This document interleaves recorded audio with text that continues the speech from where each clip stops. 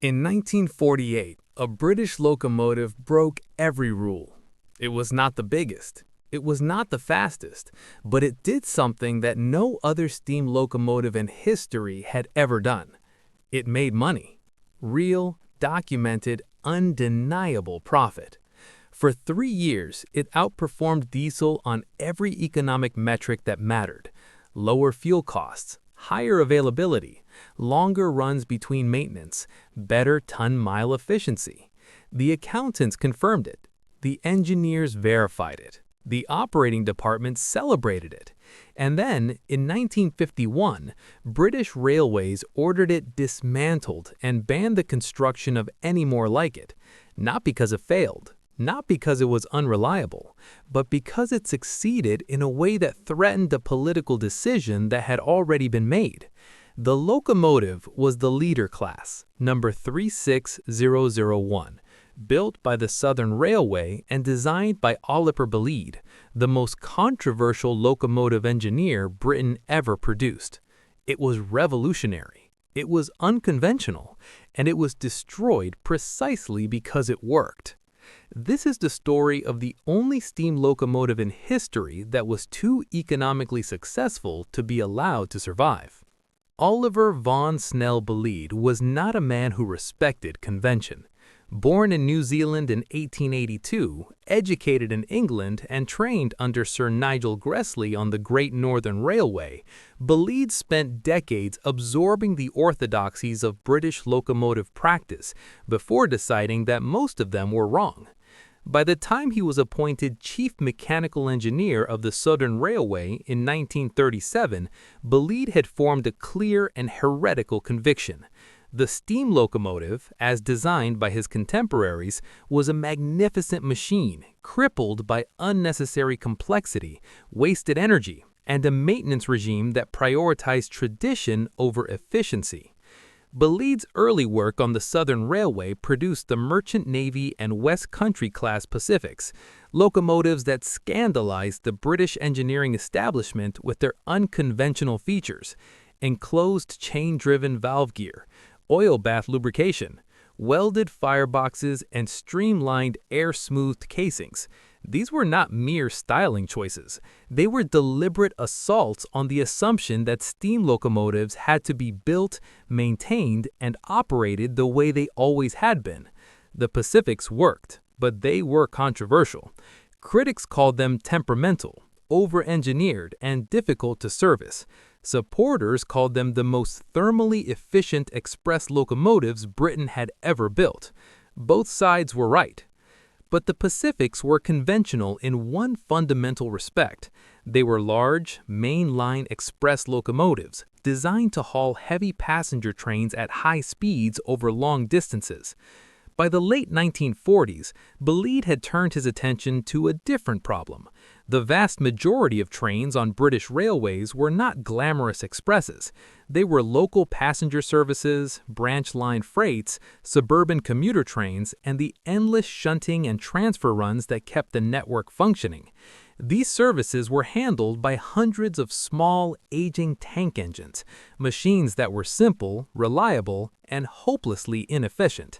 They burned coal at appalling rates, they required constant servicing, and they tied up crews, facilities, and capital that British Railways, nationalized in 1948, could no longer afford to waste. Bulleid proposed to replace them all with a single standardized design that would revolutionize secondary service railroading. The locomotive would be a tank engine, carrying its own coal and water without a separate tender. It would have a high power-to-weight ratio, allowing it to handle both passenger and freight work. It would be fast enough for suburban express services and powerful enough for heavy branch line freights. Most radically, it would be designed for minimal maintenance, with every component optimized for accessibility, durability, and ease of replacement. Bulleid called it the leader class, and he promised that it would be the most economical steam locomotive ever built for secondary service. The specifications were astonishing.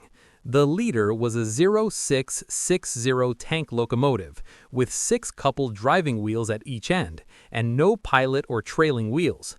The wheel arrangement was symmetrical, allowing the locomotive to run equally well in either direction without the need for turntables, a feature that would save hours of terminal time and eliminate an entire category of infrastructure. The boiler sat in the center of the locomotive, enclosed within a streamlined casing that wrapped the entire machine in a sleek, almost futuristic shell.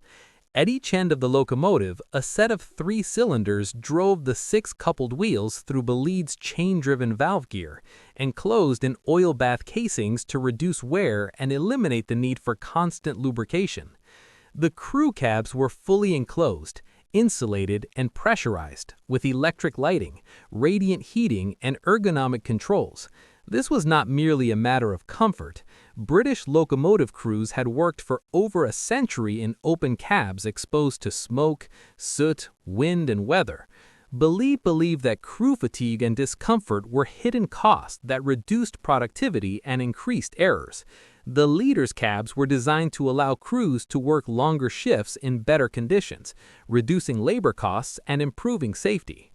Every detail of the leader's design reflected Bulleid's obsession with maintenance reduction. The chain-driven valve gear, sealed in oil baths, required lubrication only at scheduled intervals measured in thousands of miles, not the daily oiling that conventional exposed valve gear demanded. The enclosed wheels and motion prevented the accumulation of road dirt and track debris, reducing wear and eliminating a major source of mechanical failure. The boiler, built with welded construction and high-grade alloys, was designed to resist scale formation and corrosion, extending the intervals between boiler washouts. The entire locomotive was built on the principle that every hour in the shop was an hour of lost revenue, and that the real cost of a locomotive was not its purchase price, but its lifetime operating expense. The prototype, number 36001, emerged from Brighton Works in June 1949. It was unlike anything the British railway industry had seen. The streamlined casing concealed the wheels completely, giving the locomotive the appearance of a self-propelled rail car rather than a traditional engine. The enclosed cabs, with their large windows and modern controls, looked more like the cockpit of an aircraft than a steam locomotive. The entire machine was painted in British Railways' experimental blue livery, making it stand out even more starkly against the grimy black tank engines it was designed to replace. The initial test runs were promising. The leader accelerated quickly, rode smoothly, and demonstrated the power and speed that Bulleid had promised. The enclosed valve gear operated quietly and without the rhythmic clanking that characterized conventional locomotives. The crew cabs were warm, well-lit, and remarkably comfortable. Early performance data showed fuel consumption figures that were significantly lower than comparable tank engines, and the ease of servicing the oil bath valve gear impressed the maintenance crews who inspected it. But problems emerged almost immediately. The leader's boiler, designed to operate at 280 pounds per square inch, higher than most British locomotives, suffered from persistent steaming difficulties. The firebox design, which Bulleid had optimized for thermal efficiency, proved difficult to fire manually, and the mechanical stoker that was supposed to automate coal feeding was unreliable. Crews reported that maintaining boiler pressure under heavy loads required constant attention, and that the firebox was prone to clinker formation that reduced efficiency and required frequent cleaning. The enclosed wheels and motion, while eliminating external maintenance, created new problems. Heat from the boiler and the friction of the moving parts built up inside the sealed casings, and the ventilation system designed to dissipate this heat proved inadequate. Components that should have run cool began to overheat. Bearings that were designed to last for thousands of miles between oil changes showed signs of wear after only a few hundred. The chain drives, Bulleid's signature innovation, stretched and wore faster than the design calculations predicted, requiring adjustments that were difficult to perform inside the confined spaces of the oil bath casings. The most serious problem was visibility. The streamlined casing and the fully enclosed cab design created blind spots that made it difficult for the crew to see the track ahead at certain angles. This was not merely an inconvenience, It was a safety hazard. British railway regulations required that the driver have a clear view of the track and signals at all times, and the Leader's design, for all its innovation, did not meet this requirement in all operating conditions. Modifications were proposed, including the installation of additional windows and the redesign of the casing to improve sightlines.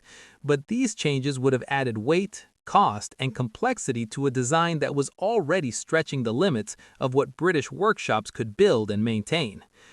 Despite these problems, the Leader worked. After the initial teething troubles were addressed through modifications and crew training, 36001 entered regular service on the southern region in 1950. It was assigned to suburban passenger trains between London and the South Coast, services that demanded frequent stops, rapid acceleration, and the ability to handle variable loads. The Leader handled them all. Performance logs from the southern region, preserved in the National Archives,